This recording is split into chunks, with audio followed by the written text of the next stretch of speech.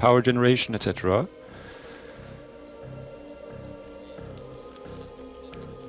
This is a view of the tracking station, the radar station. Transmission means that we can send commands to the launch vehicle. And the telemetry station on which we receive telemetry from the launcher during the whole flight. And sauvegarde is flight safety. They survey the whole flight, and in case anything goes wrong, they intervene on the launch vehicle. One of the priorities for Airianespace. Any launch. And below the status panels we have the countdown clocks, the universal time on the left, the time remaining until liftoff at the center, and the launch time that we are aiming at, 21:10 here in Kourou.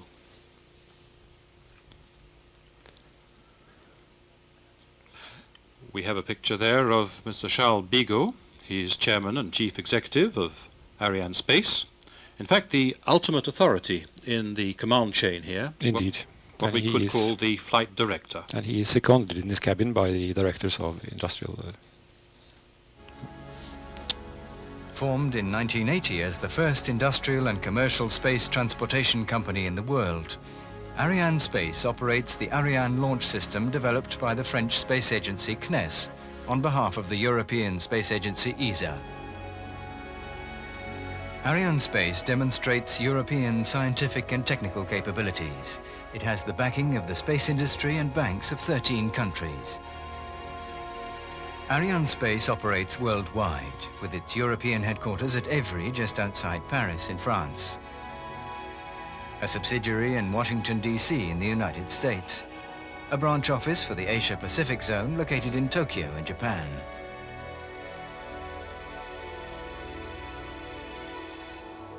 And a launch complex with a unique geographical position in Kourou, French Guiana, close to the equator.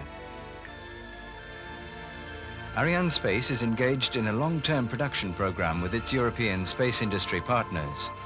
Carefully regulated manufacture of the Ariane launches is permanently aimed at optimized quality, costs, and completion dates.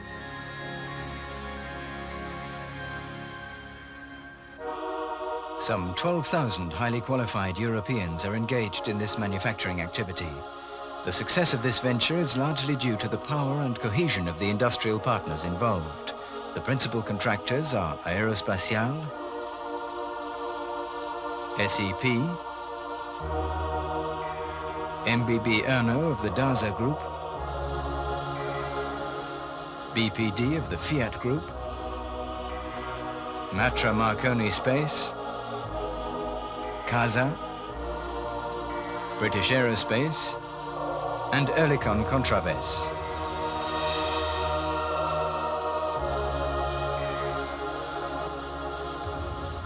The various launcher sub-assemblies are built in Europe and taken by sea, air and land to the Kourou spaceport. Final launch operations are proceeding. What is involved exactly aboard on the launch pad?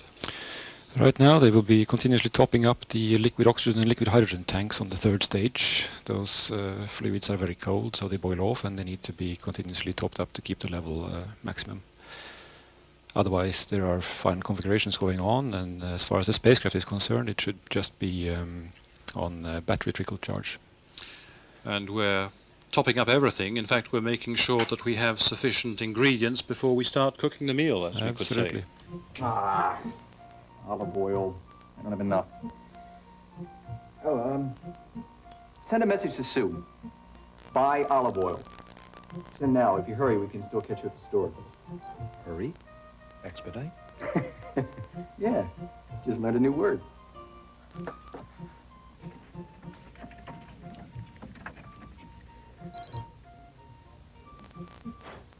I knew you'd forget something.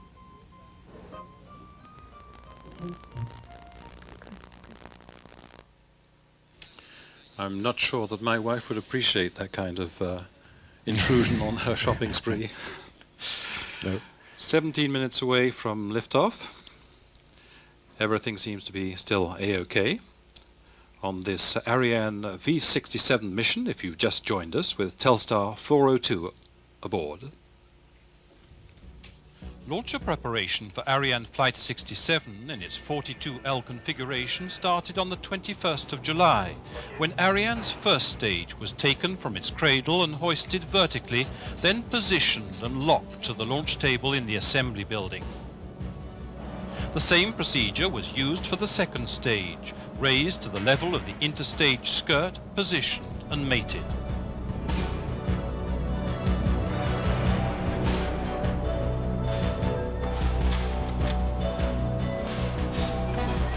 The two liquid propellant boosters were then symmetrically placed in position each side of the first stage and assembled, and then it was the turn of Ariane's third stage to be erected.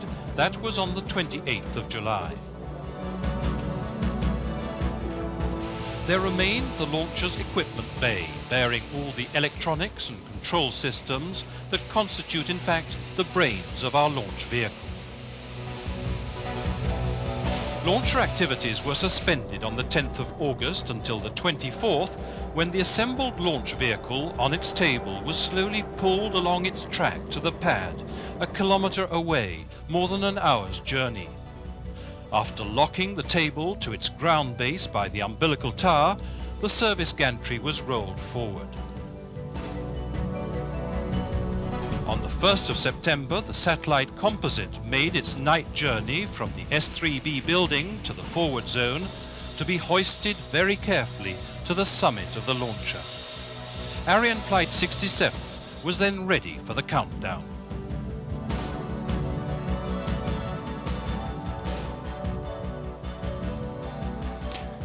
Well, there you had a quick review of the launch vehicle campaign. And this was the scene about 5 hours ago, the rollback of the service gantry, which had been hiding the launcher from view.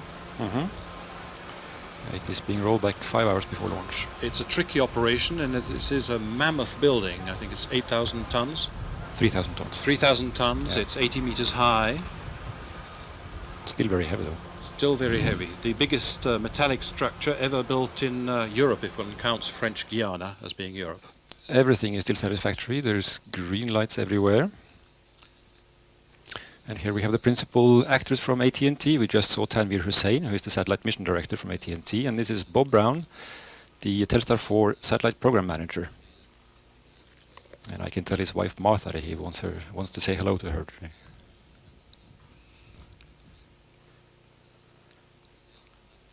Telstar, the satellite, arrived in Kourou from the States at the beginning of July. A resume now with Tanvir Hussain. The Telstar 402 campaign began with spacecraft arrival on July 7th. The spacecraft was flown from New Jersey to Cayenne on the heavy lift aircraft. One of the first tests after arrival was the fit check between the spacecraft and the Ariane flight adapter. Mechanical and electrical checks were conducted by the Martin Marietta and Airianepsace teams. Martin Marietta Astrospace conducted its spacecraft electrical checks, thoroughly verifying correct operation before proceeding to the propulsion system testing. The spacecraft was installed in its shipping container for the transfer from the S1 facilities to the S3 facilities near the launch pad. This took place on August the 1st.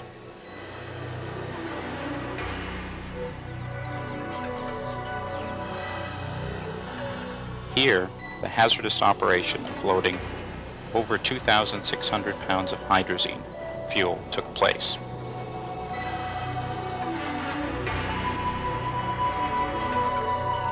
Balancing of Telstar 4 was done within a tent filled with helium gas to reduce the turbulence and drag caused by spinning this large spacecraft at 40 revolutions per minute. Propellant loading was completed by operators in escape suits.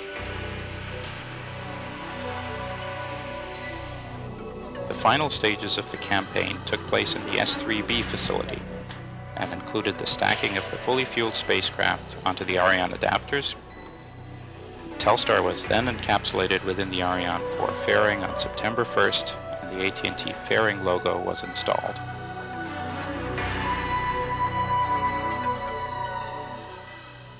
And Telstar 402 is sitting patiently atop our Ariane now at the summit under its protective covering, the fairing. Things still looking good, all green. Coming up in a few moments, we have the Met Station report. Will be giving its final forecast to the launch range manager. You'll listen into that board whilst AT&T presents its Telstar 4 generation satellite. There we saw a shot of Mr. Carl Savatiel. He's the General Manager of Skynet Services for AT&T. And here now is the recap on the usefulness and the purpose, all the features of this 400 series. TV broadcast organizations such as ABC, PBS, and Fox depend on Telstar 4 to distribute their video programming to network affiliates and member stations across the United States. The Telstar family also transmits programming for major broadcast syndicators, as well as major cable programmers who deliver directly to the home. And AT&T and PBS have teamed together to create an exclusive distance learning neighborhood, providing lifelong learning opportunities to students of all ages via satellite from anywhere across the country. The Telstar fleet is leading the way as the first of the next generation of satellites. The satellites were designed and built by Martin Marietta Aerospace under the direction of AT&T Bell Labs. Their technology enables us to transmit the highest quality signal in the industry. And the Telstar 4 satellites provide both C and KU band transmission, as well as being optimized for digital and data compression capabilities. AT&T's Skynet satellite organization uses these new satellites to provide customers with a variety of broadcast and data transmission related services to all 50 states, Puerto Rico, and the U.S. Virgin Islands. In addition, Telstar 4 has several important features that make it the largest, most powerful, and most flexible communication satellite fleet in the industry. High power on all transponders, variable power and bandwidth, redundancy, cross-strapping, and ADL. Telstar's powerful transponders provide customers with clear broadcast transmissions, improved signal performance, and the potential for increased channel capacity. Telstar customers can specify the transmission power they need to broadcast simultaneously to large and small antennas. They can also take advantage of Telstar's variable bandwidth options, such as splitting KU band transponders during orbit, thus providing greater broadcast flexibility for customers. In addition, Telstar customers can rely on the satellite's redundancy feature, which provides transmission in the unlikely event of a transponder failure. Customers will now be able to uplink in either C-band or KU band with the downlink provided in both bands. This breakthrough, called cross-strapping, permits alternate transmission paths in case of interference. The Telstar fleet is also equipped with AT&T Bell Labs' patented anti-intrusion defeater and locator, commonly known as ADL, a unique feature which helps keep unauthorized users from interfering with AT&T customer signals. In addition to meeting current customer requirements, the Telstar 4 fleet has been designed to meet our customers' future video and data transmission needs as the industry evolves, specifically in the areas of digital compression and multimedia applications. AT&T also benefits by using the advanced technology of the Telstar 4 fleet to support its patented FastStar network restoration system. Telstar's digital and data compression capabilities also support the data networking and business TV services of AT&T Tridom. As a pioneer in satellite technology, AT&T carried the first live video transmissions from Europe and continues to provide voice, video, and data communications for its customers today and into the future. The Telstar 4 fleet joins the ranks of AT&T's other successful satellites and will continue to lead the way in advanced satellite technology for the next century.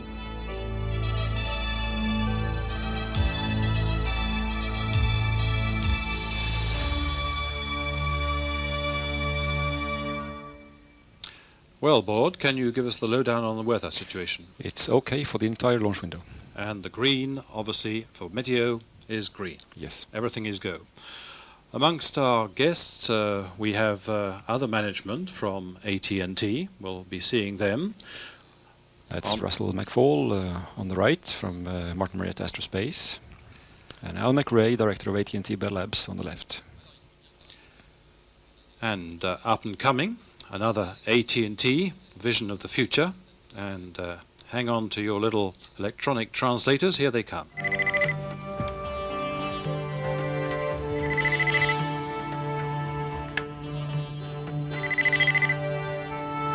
Lily, Glenn, कैसे हो मेरे बच्चों?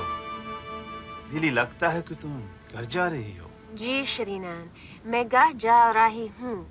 हमने Glenn के माता पिता को कल बताया है और अब मैं अपने माता पिता को बताने जा रही हूँ। I'm sure they would be delighted to learn of your engagement to such a fine man. I'm not so sure about that. My dad still thinks I'm a little girl. Well, sometimes I think he's still stuck in the 1990s. This morning, Lata began grinding the roots for the colors you've selected. I know a year is a long time to wait, but this will be a very special carpet. It's going to be our belated wedding gift to each other. I am honored that the two of you met in my shop. A handsome young doctor from Belgium and a beautiful scientist from America. You did much for our village, and I wish you a lifetime of love, my Tous de DDO. Début de la séquence synchronisée. Top. So, Andreas Drittenprice, our launch range manager, has just announced an important phase in this launch. It's the start of the synchronized sequence. We're now under computer control, Board. Yes, we're under the control of two computers, as a matter of fact. One which takes care of everything electrical, and the other one everything hydraulic. Now, why do we entrust this final operation to computers? Because above all, towards the very end of this sequence, things have to happen so fast that it would take too much time to do it manually. And we have the additional reliability of computer control. Indeed. So 5 minutes away from liftoff. During this synchronized sequence, we'll also be seeing the operation with the cryogenic arms falling away from the launcher. At -5 seconds, yes. One should also mention perhaps that if ever there was a hold in... These are the cryogenic arms. A shot there on oxygen on the left-hand side, hydrogen. They're filling up this third stage brim full with its propellant, and those arms on either side will fall back from the launcher at 5 seconds before liftoff. And we'll be looking at that shot at that time. The vapor there is condensation. Yep. Result of the very cold nitrogen gas. Arrêt du compte à moins 4 minutes 39 secondes sur rouge au lanceur.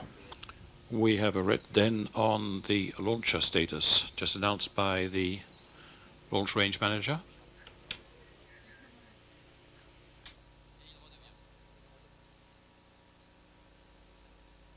So the clocks have been stopped. Yes, and maybe this is the time to explain what I started to say, that when that happens, we automatically have to go back to -6 minutes and retake the count from there. Now, what happens during a hold in the countdown? They will now, in the CDL, be looking at what happened and try to resolve the problem to, as quickly as possible, go back into the count. Bearing in mind, as we mentioned earlier, that we have a window in which to launch, which is 46 minutes wide. Yes. The teams obviously are conferring together. There we see Mr. Charles Bigot, who is obtaining information as well on the nature of the anomaly or problem. The countdown, as you said, could resume, and the clocks have already been set at 6 minutes, so that if we manage to analyze the problem and to find the correct solution to ensure a satisfactory launch, the clocks will start ticking away at -6 minutes. Indeed. What is happening at the launch zone at this moment, Board? Just 1 second, Martin. I'll get some information here.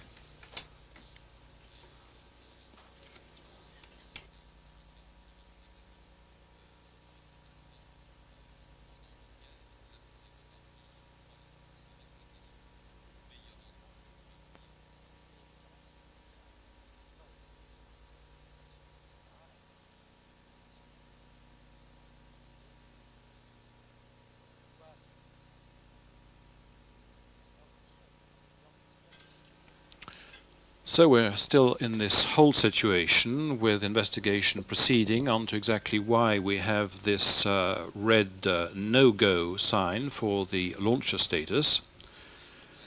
I have just received the information, Martin, that the problem has been located.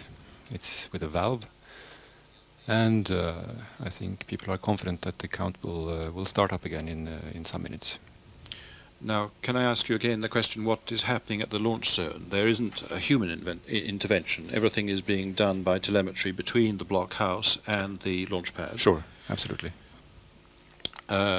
Is there a big difference? Immediately one knows whether it's a minor problem or a major one.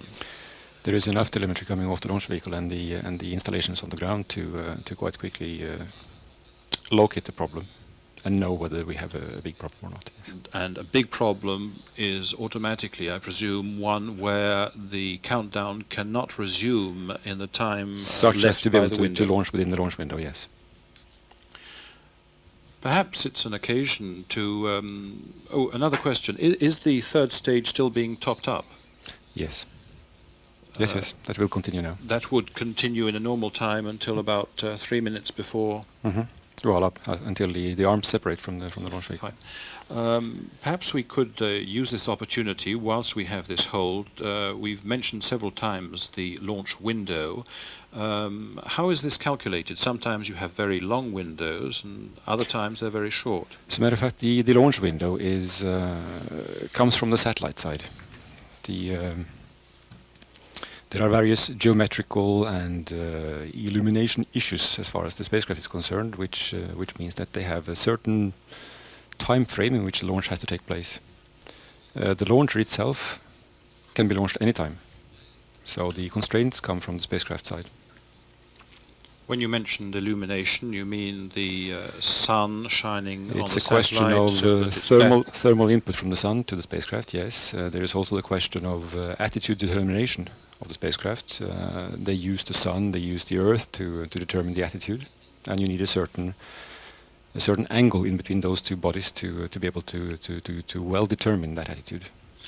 And when a satellite is in transfer orbit, then it is in an elliptical orbit which takes it very fast round the Earth, close to the Earth, and yes. Very slowly when it's at its furthest, and so it passes through the shadow of the Earth. That is a reason why launching around midnight is preferential, because when you're in shadow you have no input to the solar panels. You rely entirely on battery power. And so there, folks, you have the answer why very often for a launch you're called up, you're invited for a reception at the dead of night, as is the case in France. It's 2 o'clock in the morning. Yes, I'm glad I'm not there.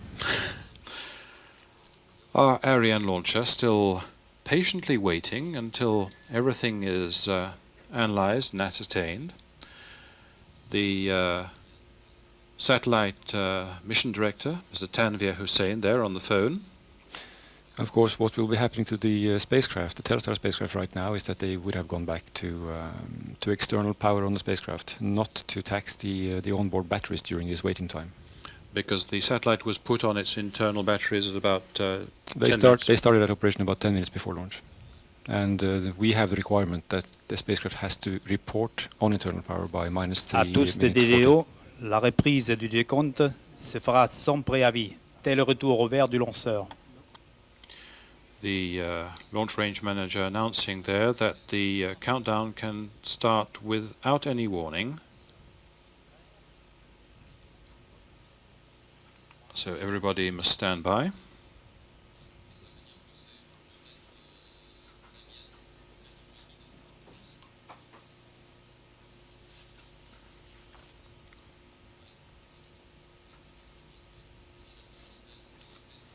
And we're now at this time approximately 8 minutes into the launch window. This must be the main anxiety of the client. Yes. And sometimes it's very difficult when we have a launch into polar orbit. The windows are extremely short. They're much shorter. Usually for a geostationary orbit launch you will have a window of at least 45 minutes, and we have seen windows up to 2 and 3 hours. It depends on the spacecraft design. I remember doing the commentary for the launch of the French Earth observation satellite, and there, if I remember correctly, we had an 18-minute window. It was very, very short. Yes. I believe the shortest one we've had on Ariane was the Giotto probe. The fantastic probe that went investigating the comet Halley. Yes. Halley's comet.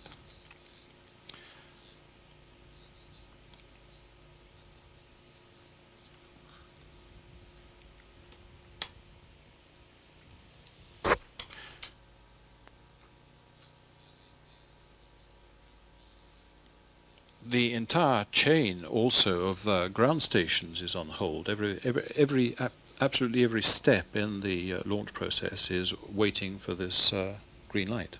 Everybody's waiting now. But all the other items are green, so as soon as that launcher light goes green, we're off and running. They seem to be fairly confident. We see Mr. Yves Guérin there, smiling, beside Mr. Andreas Drittenprice, our DDO, our launch range manager.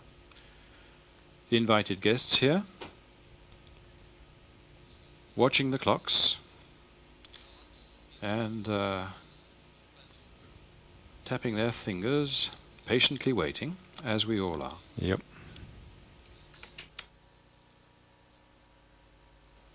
You listened into the weather situation board. There was an absolute green on that. There was no problem throughout the whole launch window. So on that side we are cool. Because we know here in French Guiana that the weather can change very quickly, and today, throughout the day, we had in fact some electrical thunderstorms which disappeared early evening. Yes. And the wind's not going to change and bring them back. No. At least if we can trust our meteorologists, which I'm sure we can. They have considerable means to analyze the weather.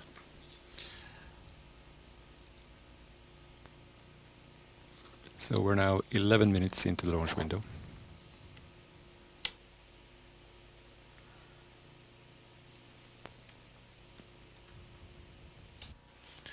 Are there any consequences with this hold in the countdown on the trajectory? No. No, there won't be. There won't be any major consequence as long as we stay within, as we said, within the launch window. Because the launcher's onboard computer is being fed in with the updated information, the time. It'll follow the same trajectory as soon as it lifts off.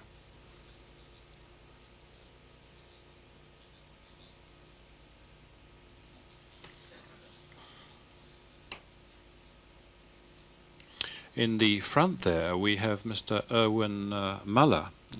We mentioned the early pioneering work of AT&T with Echo 1 and Telstar 1. Mr. Erwin Muller was talking to me about his experience in helping develop those first satellites. And he's come a long way now producing this Telstar 402 craft, pardon me. There have been a lot of things happening to spacecraft since he started in that Telstar 1. The AT&T team were talking the other day about that, and somebody came up with a comparison that the Telstar 1 could be contained within the fuel tank of Telstar 4. And when you recall that Echo 1 was an inflatable satellite, about 100 feet across, with helium after it had been launched, and it suffered a puncture like a vulgar football with a micrometeorite. Yes. Telstar 1 didn't have much luck either, Mr. Muller was telling me, in that a few days after its launch, it passed through some atmosphere which was very radioactive. There had been an atomic bomb test in the Pacific, and part of the apparatus on board this first active satellite with lots of electronic support was KO'd by this radioactivity. Yes. Nowadays, one has learnt all these lessons and integrated them into the technology of our modern-day satellites, which are... Well, today the spacecraft are much more sensitive to that kind of thing than they were before, with the microelectronics. So radiation-hardened chips are on the order of the day. Mr. Muller was telling me also how when he was developing these first satellites, and that was about 30 years ago, it wasn't at all envisaged that they would be used so much for television. The initial use that they foresaw was in voice and telephone communications. Mm-hmm. And now, as we know from the number of telecom satellites that are put into orbit by Ariane, quite regularly, practically every month now, we have television satellites broadcasting to all corners of the globe.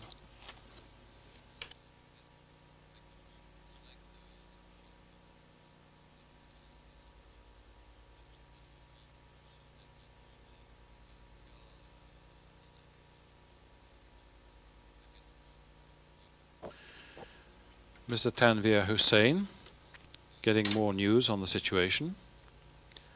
He's AT&T's Satellite Mission Director.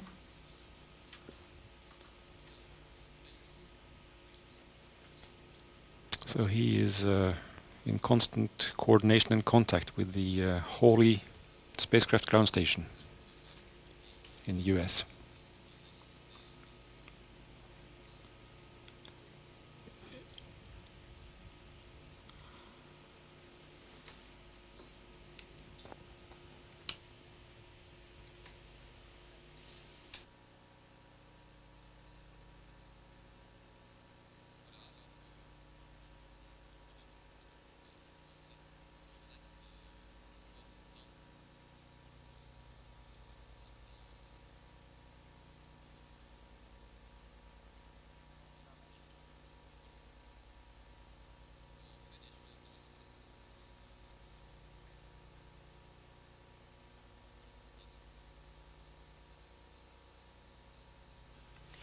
Perhaps we could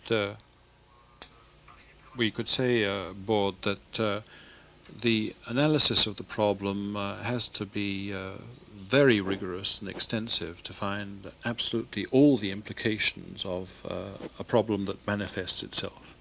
It's not just a question of bringing an immediate solution to a problem which might have side effects. That's quite clear.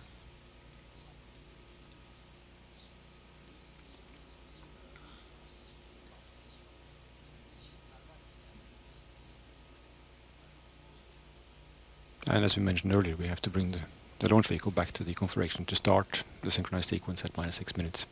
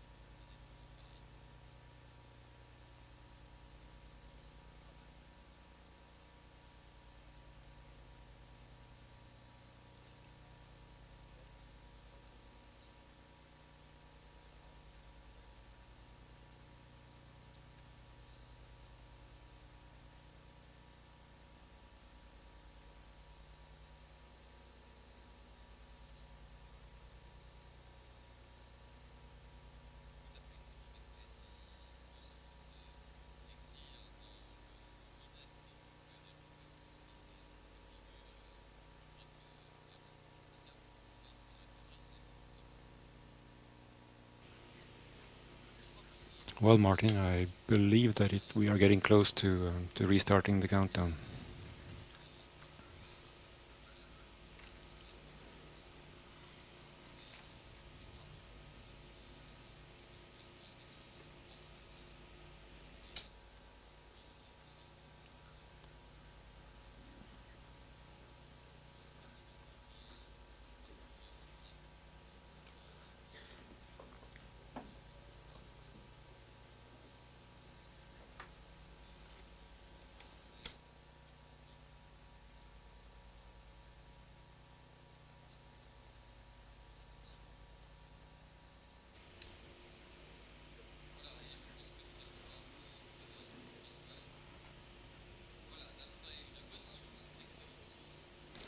In situations like this, it's appreciable to have experienced customers who have been through this situation many times before and don't get overly worried about this kind of thing happening.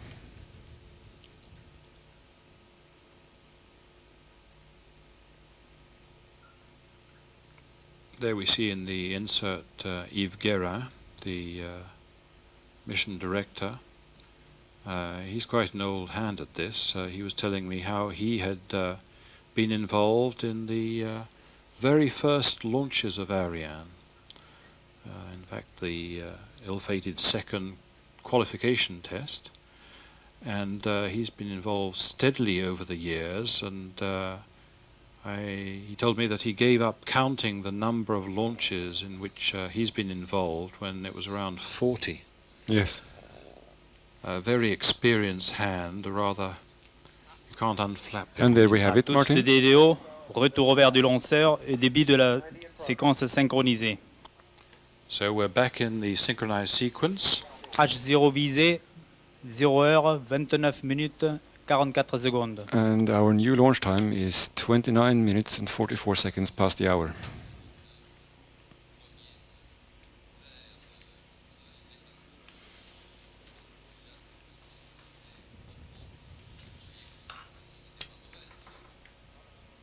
So our liftoff then is rescheduled, so 5 minutes and 22 seconds more to wait.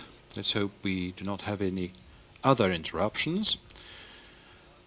This tension has been somewhat difficult to wait through for all of us. It always is. Andres Rittenprice hopefully is going to get this Ariane Flight 67 off the ground. During these final moments aboard, there are several important steps in the synchronized sequence. We explained why we're trusting this to computers. Now, perhaps we can detail the steps right up until liftoff. Yes, of course, there will now be the oxygen and hydrogen tanks on the third stage will be pressurized to flight pressure. At -1 minute, we will commutate from ground power to onboard power on the launcher, so it'll be on its own. The spacecraft is already switched to its internal batteries. Should have started that operation at -10 minutes, yes, so they would have been given the word go before we actually restarted the count here. At -9 seconds, the inertial guidance platform will be released. Now, what is an inertial guidance platform? For It those is who are not in this business. gyro wheels used as a reference for the attitude and the accelerations of the launcher, So such that it can navigate correctly. That's at 9 seconds before the liftoff time. Well, since these things, even when they are high tech, they do have some drift. You don't want to release them too early to allow them to build up an error. So that's why you release them at the very last minute before launch. And of course, at -5 seconds, we will have the opening, as we said before, of the cryotechnic arms.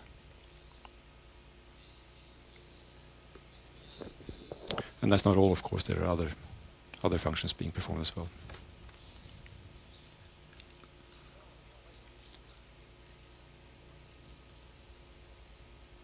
These computers that control the synchronized sequence, they're located in the forward zone? In the CDL. In the, what in American terms would be called the blockhouse. And is there a system of redundancy on each computer? Yes.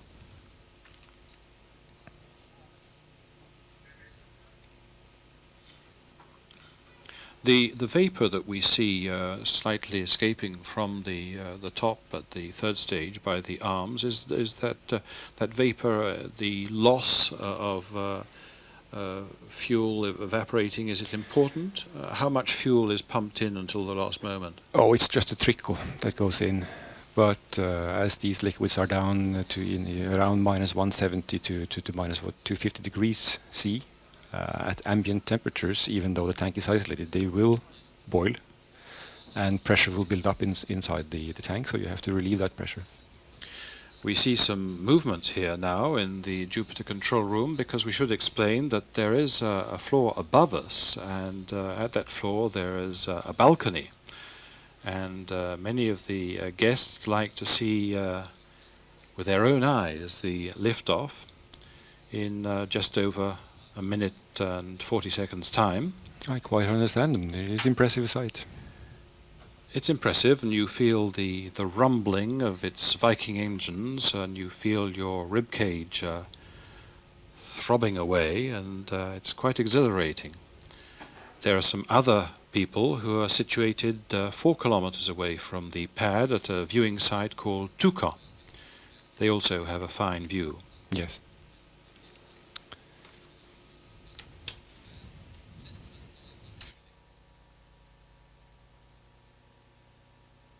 Attention pour moins 1 minute. Top, moins 1 minute.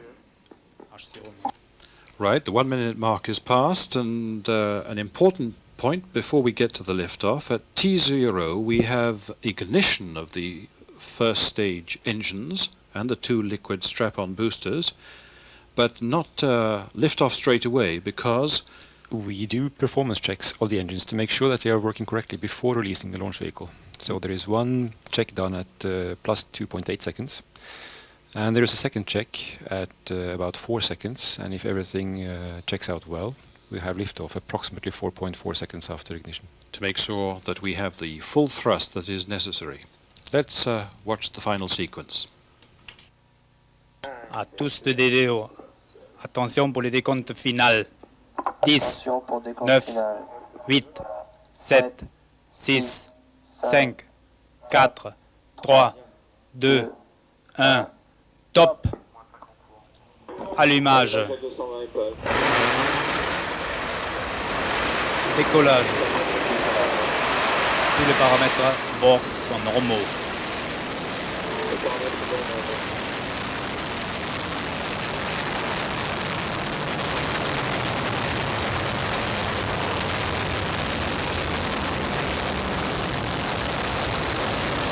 Tous les paramètres bord sont normaux. Trajectoire normale. And so Ariane is up and off on its 67th mission, a view of it rising, seen by cameras here at the launch site, and now seen by the infrared camera, which is situated on Royal Island, 15 kilometers off the coast here from Kourou. Trajectoire normale. Tous les paramètres bord sont normaux. There's been vertical ascent for some 15 seconds, and then the launcher tilts over to arc out eastwards across the Atlantic. Very clear view with this infrared camera, where we see the entire launcher, not just the billowing flames at the rear, but we actually see the tip, the fairing.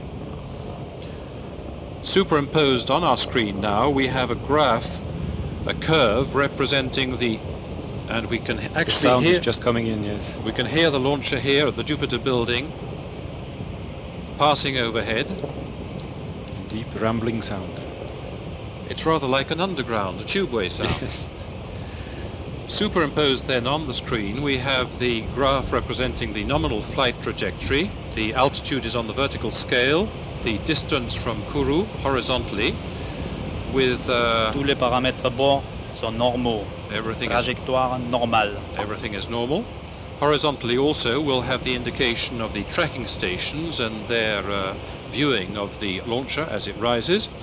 And there's a small oval with a cross inside it indicating the precise position of the launcher in real time. Well, the oval being the track where the vehicle should be, and the cross is where telemetry says it actually is.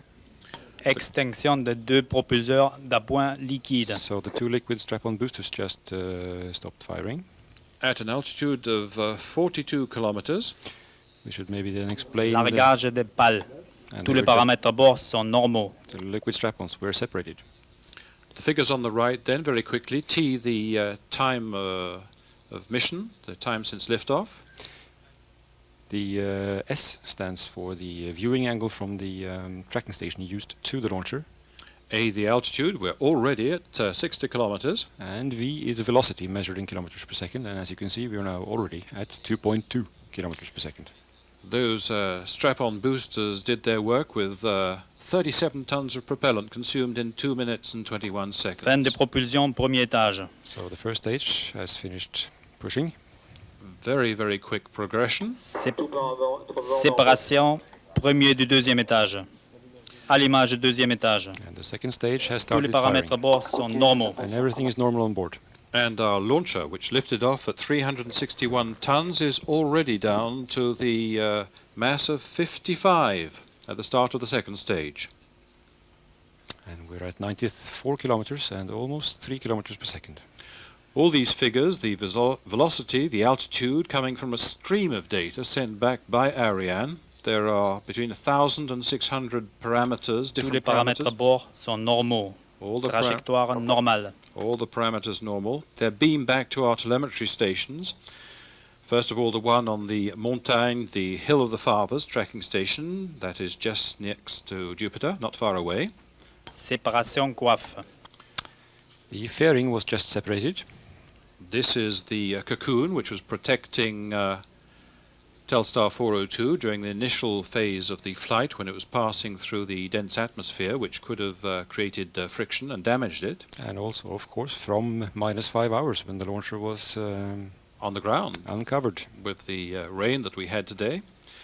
The fairing involves also a loss of mass, which is important. Tous les paramètres à Yes. bord sont normaux. It's, Trajectoire normale. It's close to 740 kilos which are thrown off, and they are totally unnecessary to drag all the way to orbit. Still rising, 144 kilometers altitude, velocity right up to 4.2 kilometers a second. And we are rapidly approaching the end of second stage flight. And this second stage will have gobbled up 34 tons Tous more les paramètres à propellant. bord sont normaux. Trajectoire nominale. And that takes us down to about 16 tons. When the third stage starts up. Yeah. Fin de propulsion, deuxième étage. There we are, the end of the second stage burn. Séparation deuxième du troisième étage. Separation 2 and 3. Allumage troisième étage. And the third stage has started up. Now we have the long burn time. Tous les of paramètres à bord sont normaux. Everything is Trajectoire okay on normale. board. the long burn time of this third stage cryogenic engine. 12.5 minutes of pushing to increase our speed and to raise the altitude. Yes, in general you could say that the first and the second stages they gain the altitude, and the third stage basically increases the velocity to the required number. 200 kilometers already after 374 Tous les paramètres à bord sont normaux.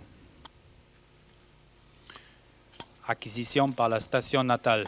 We will notice that the altitude is going to peak at more than 200 kilometers. Well, there the satellite has been, the launch vehicle has been acquired by the tracking station in Natal in Brazil.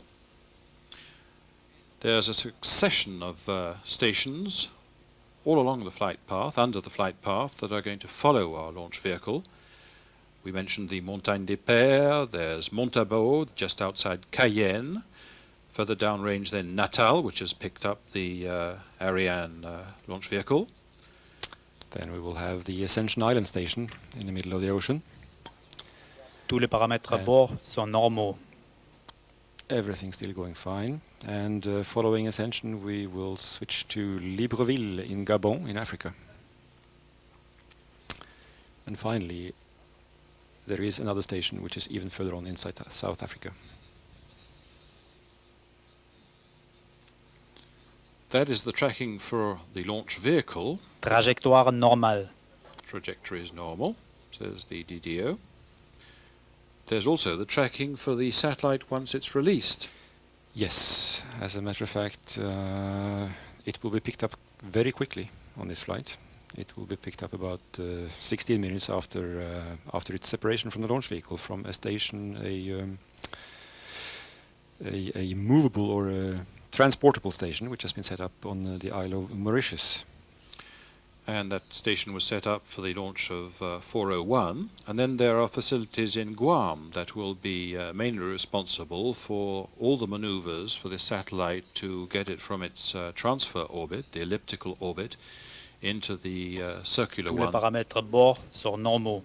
the geostationary orbit, 36,000 kilometers above our Earth. The Guam and the Hawley ground station. These satellite operations will be conducted at Hawley in Pennsylvania, and we should take this opportunity to say hello to Mr. Terry Hart, the Director of Satellite Engineering and Operations there, and his team. In a few moments, Ariane, we hope, will be delivering the goods, and then it'll be up to you, Mr. Hart. Yeah, we should bear in mind that the launch vehicle flight is about 20 minutes. The satellite people, they are going to work for 12 years with this thing. And they've got quite a lot of work lined up for them. Tous les paramètres à bord sont normaux. Trajectoire normale.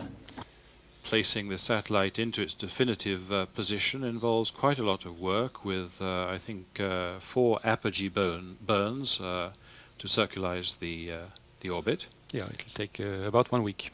Deployment of the solar panels and the antenna.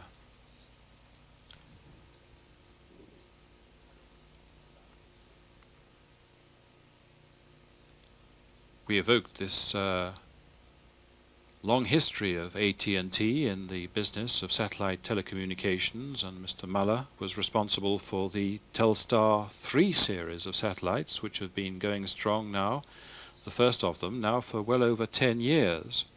He was the program manager for that, and he initiated the first development on the 400 series, this new series of satellites. The first one launched last December, and now Telstar 402 with Airianepsace.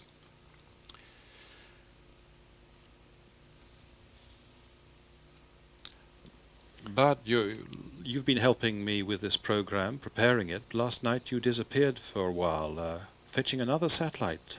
Yes, we had the second Brazil sat arriving last night, and as a matter of fact, the Perte night normale de la station de télémesure Kourou. So Kourou just lost sight of the launch vehicle, which is totally normal. Yes, as I was saying, the night before we had 2 other spacecraft arriving, the second flight models of Solidaridad and Taicom respectively. So just before Telstar's liftoff, we had 4 satellites in Kourou. Is that